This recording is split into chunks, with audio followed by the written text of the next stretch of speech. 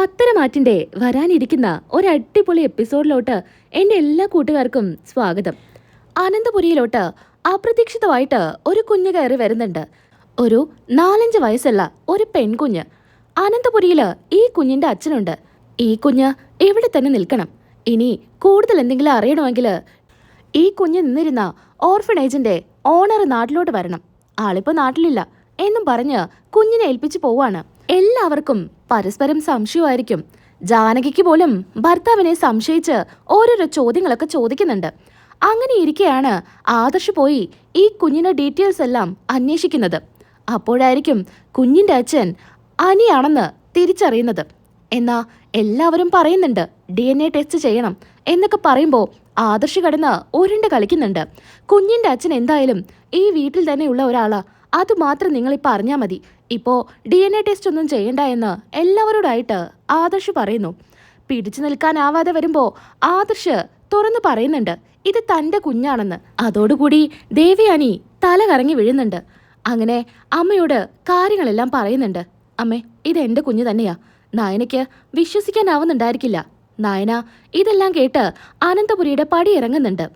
ഇനി എന്തൊക്കെ പറഞ്ഞാലും ആദർശേട്ടൻ്റെ ഭാര്യയായിട്ട് ഞാൻ ഈ വീട്ടിൽ തുടരില്ല എന്നും പറഞ്ഞ് നയന ഇറങ്ങുന്നു. എന്നാൽ പിന്നീട് അങ്ങോട്ട് അനന്തപുരിയിൽ സമാധാനം നഷ്ടപ്പെടുവാണ്. ദേവയാനി ആദർശിനോട് പറയുന്നുണ്ട്, ആദർശേ നീ സത്യം പറ, ഈ കുഞ്ഞ് നിന്റെ കുഞ്ഞ് തന്നെയാണോ? നീ എന്തിനാടാ ഇങ്ങനെ കള്ളം പറയുന്നേ? നയനയും നീയും എത്ര സന്തോഷത്തോടു കൂടിയാ ഇവിടെ കഴിഞ്ഞിരുന്നത്. എന്നാ ഇപ്പൊ നയന ഇങ്ങോട്ട് വരുന്നില്ലെന്നാ പറയുന്നേ. നീ എന്താ ഇങ്ങനെയൊക്കെ ചെയ്തു കൂട്ടുന്നേ? അമ്മേ, ഞാൻ പറഞ്ഞല്ലോ ഇത് എൻ്റെ കുഞ്ഞാണെന്ന്. ഇത് കൂടുതൽ എനിക്കൊന്നും പറയാനില്ല. ആദർശേ നീ കളിക്കല്ലേ, നീ സത്യം പറ, ഈ കുഞ്ഞ് നിന്റെ അല്ലാന്ന് എനിക്ക് നന്നായിട്ട് അറിയാം. നീ ആർക്ക് വേണ്ടിയിട്ടാ ഇങ്ങനൊരു കള്ളം പറയുന്നതെന്ന് മാത്രം നീ എന്നോട് പറഞ്ഞാൽ മതി. കുഞ്ഞിൻ്റെ അച്ഛൻ ഇവിടെ ആരാ? അഭിയുടെ കുഞ്ഞാണോ ഇത്? നീ പറ എന്ന് വീണ്ടും വീണ്ടും ആദർശിൻ്റെ അടുത്ത് പറയുക. അങ്ങനെ ആദർശ് അവസാനം സമയമാവുമ്പോൾ എല്ലാ കാര്യങ്ങളും പറയുക എന്ന് പറയുന്നു. അങ്ങനെ ആ ദിവസം എത്തുവാണ്. ആദർശ് എല്ലാവരോടുമായിട്ട് ആ സത്യം തുറന്നു പറയുന്നുണ്ട്. അതിനായി എല്ലാവരെയും കൂട്ടി ഒരു ഗ്രാമത്തിലോട്ട് പോകുന്നുണ്ട്. അത് അനി ഗർഭിണിയാക്കിയ ആ പെൺകുട്ടിയുടെ നാട്ടിലോട്ടാ. അവിടെ ചെന്ന് കഴിഞ്ഞ് ഈ പെൺകുട്ടിയുടെ ഒരു കൂട്ടുകാരി തന്നെ സത്യങ്ങൾ എല്ലാവരോടുമായിട്ട് തുറന്നു പറയുന്നുണ്ട്. അന്ന് നടന്നത് എന്താണെന്ന് ഞാൻ എല്ലാവരോടും പറയാം. ഇനിയും ആദർശ് കുറ്റക്കാരനാവാൻ ഞാൻ സമ്മതിക്കില്ല. ആദർശിനെ പോലൊരു മോനെ കിട്ടിയത് അമ്മയുടെ ഏറ്റവും വലിയ ഭാഗ്യം. അനിയും കൂട്ടുകാരും ഇവിടെ അടുത്തുള്ള റിസോർട്ടിലോട്ട് വന്നിരുന്നു. ആ സമയത്ത് എൻ്റെ അച്ഛൻ്റെ ചായക്കടയിലാ ഗായത്രി സഹായത്തിനായിട്ട് നിന്നിരുന്നേ. ഉച്ചയ്ക്ക് ഭക്ഷണം കഴിക്കാനും അതുപോലെ ഇടയ്ക്ക് ചായ കുടിക്കാനൊക്കെ അനി ഇങ്ങോട്ട് വരാറുണ്ട്. അങ്ങനെ വരുമ്പോഴൊക്കെ ഗായത്രിയോട് നല്ല രീതിക്ക് തന്നെ സംസാരിക്കാറ്. ഗായത്രിക്കും അവനോട് ചെറിയൊരു ഇഷ്ടമുണ്ടായിരുന്നു. എന്നാ ആ ദിവസം അന്ന് അവളുടെ ജീവിതം മാറ്റിമറിച്ച ദിവസമായിരുന്നു. അവൾ എന്നോട് പറഞ്ഞ സമയത്ത് എനിക്കത് വിശ്വസിക്കാൻ പോലും പറ്റിയിരുന്നില്ല. റിസോർട്ടിൽ ഭക്ഷണം ഉണ്ടെങ്കിൽ പോലും അനി ഭക്ഷണം കഴിക്കാൻ വരാറ് ഇവളെ കാണാനായിട്ട് ഇങ്ങോട്ടായിരുന്നു. അങ്ങനെ അവൾ റിസോർട്ടിലോട്ട് പോയ ദിവസം അവരെല്ലാവരും കൂടെ മദ്യപിച്ചിരിക്കുകയായിരുന്നു. അനിയോട് അവൾ നോർമലായിട്ട് സംസാരിച്ചു. എന്നാൽ മദ്യത്തിൻ്റെ ലഹരിയിൽ അവന് നടന്നതൊന്നും ഓർമ്മയുണ്ടായിരുന്നില്ല. നടന്നത് അവള് പിറ്റേ ദിവസമാണ് എന്നോട് പറഞ്ഞത്. അവളെ കൂട്ടി ഞാൻ റിസോർട്ടിലോട്ട് പോയി. അപ്പോഴറിയാൻ പറ്റിയത് അവരെല്ലാവരും അവിടുന്ന് പോയെന്നാ. പിന്നീട് എവിടെ പോയി അന്വേഷിക്കണ്ടേ, എങ്ങനെയാ ഒന്നും അറിയാതെ ഞങ്ങൾ ആകെ സങ്കടത്തിലായിരുന്നു. പിന്നീട് അവൾ തന്നെ പറഞ്ഞു, എന്തായാലും അന്വേഷിച്ച് ഞാൻ പോകുന്നില്ല, എന്നെ അന്വേഷിച്ച് ഇങ്ങോട്ട് വരുമെങ്കിൽ മാത്രം മതിയെന്ന്. എപ്പോഴും അവൾ പറയുമായിരുന്നു അനി അവളെ കാണാനായിട്ട് വരുമെന്ന്. പക്ഷേ പിന്നെ ഒരിക്കലും അവൻ ഈ വഴിക്ക് വന്നില്ല. പിന്നീട് എപ്പോഴോ അവളൊരു മാനസിക രോഗിയായി. അവൾ കുഞ്ഞിന് ജന്മം നൽകി, ഒരു പെൺകുഞ്ഞിന്. എന്നാ കുഞ്ഞിനെ നോക്കിയിരുന്നത് അവളുടെ അച്ഛനായിരുന്നു. സമനില തെറ്റി അവള് എങ്ങോട്ടേക്കോ ഓടിപ്പോയി. അങ്ങനെ ആ കുഞ്ഞിനെ നോക്കി വളർത്തിയത് അവളുടെ അച്ഛനായിരുന്നു. കുഞ്ഞിന് ഒരു 3-4 വയസ്സായപ്പോൾ അച്ഛന് തീരെ വയ്യായിരുന്നു. കുഞ്ഞിനെ നോക്കാൻ പറ്റുന്ന ഒരു സാഹചര്യമല്ലായിരുന്നു. അങ്ങനെ കുഞ്ഞിൻ്റെ അച്ഛനെ അന്വേഷിച്ച് മുത്തശ്ശനും ഇറങ്ങി തിരിച്ചു. അങ്ങനെ മൂർത്തീസ് ജ്വല്ലറിയിലൊക്കെ പോയി അന്വേഷിച്ചിരുന്നു. അവിടുന്നൊക്കെ ആട്ടി അകറ്റി.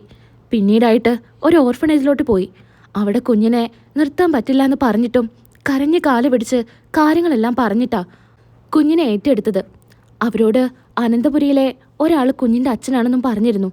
അവർ തന്നെയാ പറഞ്ഞത് അവരുടെ കയ്യിൽ തന്നെ ഈ കുഞ്ഞിനെ ഏൽപ്പിക്കുമെന്ന്. അങ്ങനെ ആ സമാധാനത്തിൽ അച്ഛൻ തിരികെ പോന്നു. എന്നാൽ കുറച്ച് നാൾക്ക് ശേഷം ആദർശ് അച്ഛനെ കാണാനായിട്ട് വന്നിരുന്നു. ആ സമയത്ത് അച്ഛൻ ആദർശാണ് കുഞ്ഞിൻ്റെ അച്ഛനെന്ന് കരുതിയിട്ട് ഒരുപാട് സന്തോഷത്തിലായിരുന്നു. തിരുത്താനും ആദർശ് നിന്നില്ല. പിന്നീട് അച്ഛൻ അങ്ങ് പോയി. എല്ലാ കർമ്മങ്ങളും ചെയ്തത് ആദർശായിരുന്നു. ഇനിയെല്ലാം ആദർശ് പറയും. അതെ അമ്മേ, ഇത് തന്നെയാണ് നടന്നത്. അങ്ങനെ ഞാൻ പോയി ഓർഫനേജിൽ അന്വേഷിച്ചപ്പോഴാണ് ഈ കാര്യങ്ങളൊക്കെ അറിഞ്ഞത്. അനിയുടെ കുഞ്ഞാണെന്ന് മൂർത്തീസ് ജ്വല്ലറിയിൽ അന്വേഷിക്കാനായിട്ട് വന്നിരുന്നു.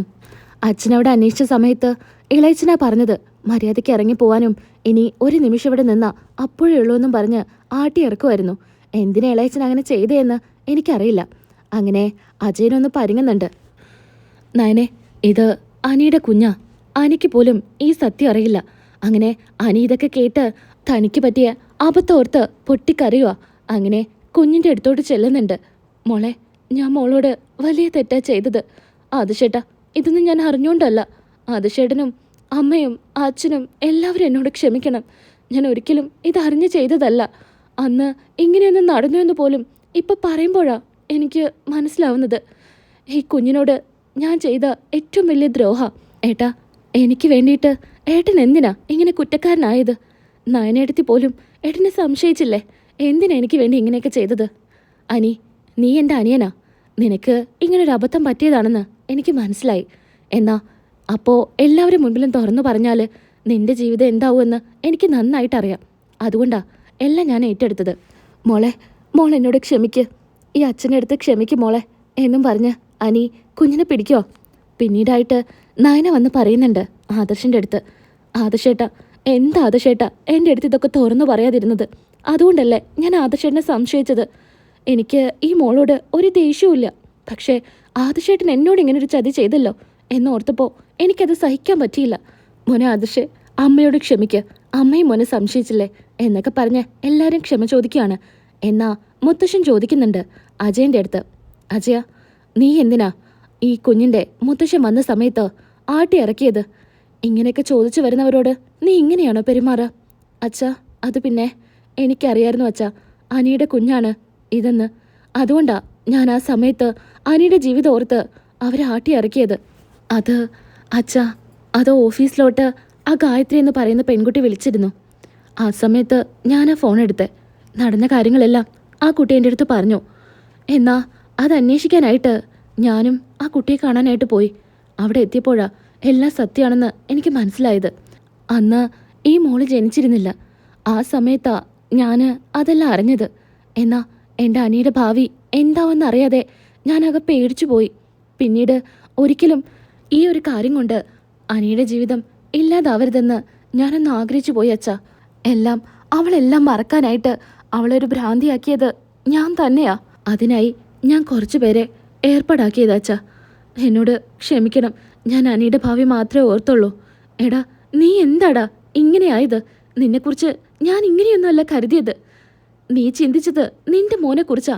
ആ പെൺകുട്ടിയുടെയും ഈ കുഞ്ഞിൻ്റെയും ഭാവി നീ ഓർത്തിരുന്നോ? എങ്ങനെയാടാ നിനക്കിതിനൊക്കെ മനസ്സ് വന്നത്? അച്ഛാ, ഒരു വാക്ക് എൻ്റെ അടുത്ത് പറഞ്ഞിരുന്നെങ്കിൽ അവളെ ഞാൻ എൻ്റെ ജീവിതത്തിലോട്ട് കൊണ്ടുവന്നേനെ. എന്തിനാച്ചാ എന്നോട് ഇങ്ങനെ ഒരു ക്രൂരത കാണിച്ചത് എന്നൊക്കെ അനി അച്ഛൻ്റെ അടുത്ത് പറയുന്നുണ്ട്. എടാ, എനിക്കൊരു തെറ്റ് പറ്റിപ്പോയടാ. അങ്ങനെ അനി കുഞ്ഞിനെ എടുത്ത് അനന്തപുരിയിലോട്ട് വരുവാണ്.